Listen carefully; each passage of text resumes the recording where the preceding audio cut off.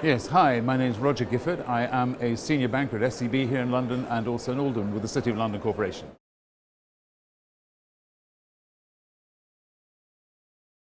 What's brought me to the 9th Annual City Week? I've become because I'm invited to speak tomorrow about green finance, which is slowly moving up the agenda from the last slot on the last day to the first slot tomorrow. It's very exciting.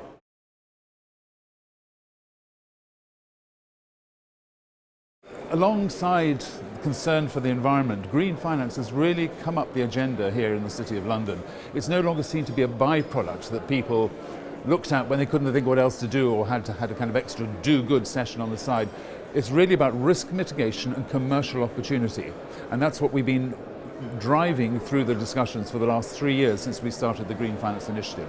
We're about to launch a Green Finance Institute, very excited by this summer, which will take this work forward. And the idea is to bring thinking around the environment, thinking around our natural environment into everyday financial decisions.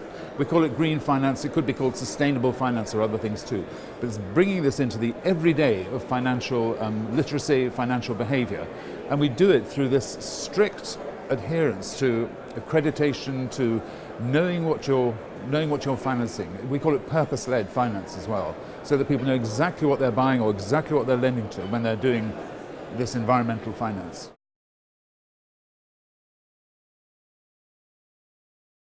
To me, as the person involved very much in green finance, the very first thing that the Economic Secretary of the Treasury led on was green finance. Now, for a government minister to stand up there and make this his first point, I was impressed by that.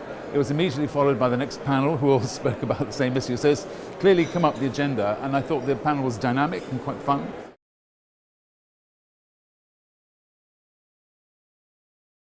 Clearly the growth areas of fintech are really exciting and they're worth exploring.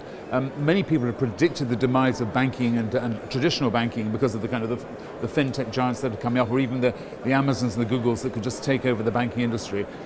We haven't seen that yet, and I think there's quite often a lot of talk in what is a highly regulated industry, highly developed, highly complex industry, all of it around handling people's money, the whole lending, investing, securities, pensions, insurance industry. So I think the way that the big fintech or big tech are looking at banking is very interesting. I think we could explore that another year even more. I think the way that we integrate purpose into what we're doing, which green finance is a part, the way we integrate purpose to show social relevance and social cohesion in finance is a very, very interesting area. And it's very attractive to young people to come into an industry which has proper social purpose. So there's a strong argument to say that every bank, every insurance company, every pension fund that wants to appeal to young people should start with purpose-led finance. Why are we doing what we're doing? And that's what green finance is. So I hope to see green finance develop as well.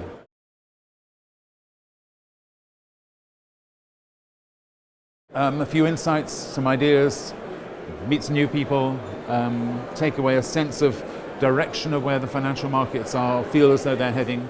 Clearly Brexit is dominating many discussions, and with that the problems of fragmentation, regulation, European harmonisation. Those are going to be dominating many financial issues for the next months, years, so inevitably that's going to be a large part of what we discuss.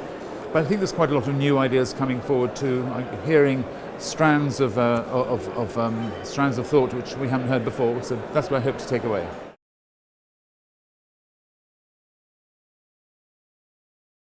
For me, City Week will be successful if it encompasses the whole breadth of financial services in London. And that includes things like maritime, metal broking, all the different areas of activity outside pure banking and insurance. There's a huge foreign legal community here. I'm very interested to know how we can support them. Equally, we have a burgeoning Chinese, Malaysian, Indonesian foreign banking community, and I think there's a lot we can do for them as well. They've always been strong. In a way, they're stronger than ever today, particularly from new areas like China, India.